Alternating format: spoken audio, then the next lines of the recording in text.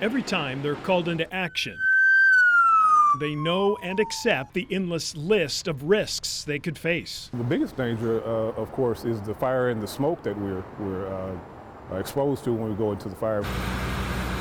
The products of combustion caused by the fire and the hazards that come with it. But nowhere on that list does it mention their turnouts or protective gear could also pose a serious health risk. In August of last year, the International Association of Firefighters, or IAFF, cited several studies showing the protective clothing firefighters wear contain PFAS, or forever chemicals, which are linked to cancer and other serious health risks. Are you angry that you're just now learning this? I wouldn't say angry. We're just being vigilant to make sure that we're taking all the protective measures and steps to ensure that our firefighters are safe and in the best equipment possible. According to the IAFF, turnout gear free of PFAS doesn't exist, leaving firefighters no choice but to wear gear that contain potentially harmful chemicals. Is it in the back of your mind that I'm potentially putting on something that could kill me or cause cancer?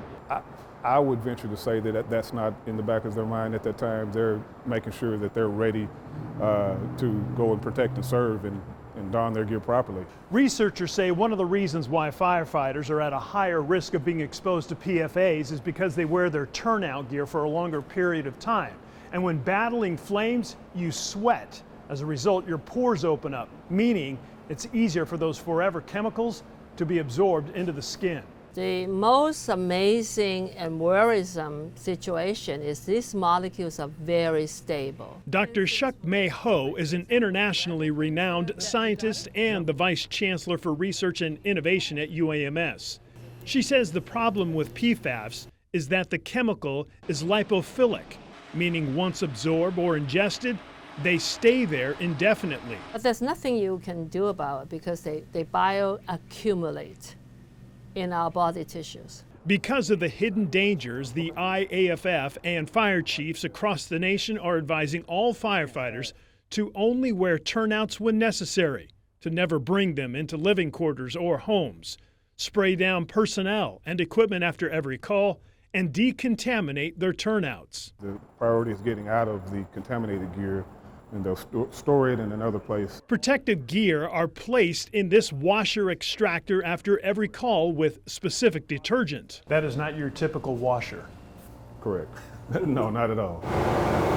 The gear is then placed on drying racks for a couple of hours, which is why all firefighters are issued 2 sets of turnouts. Is that frustrating to have to go through all that process? I wouldn't say it's frustrating. It's just they're precautionary measures and they're necessary. Manufacturers of PFAS, such as 3M and DuPont, have long claimed that scientific evidence does not support what fire chiefs and unions are claiming, and that uncertainty with regard to their human health effects remain. Statements that, for now, offer firefighters no immediate assurances, especially when they put their lives on the line and rush to answer that next call for help.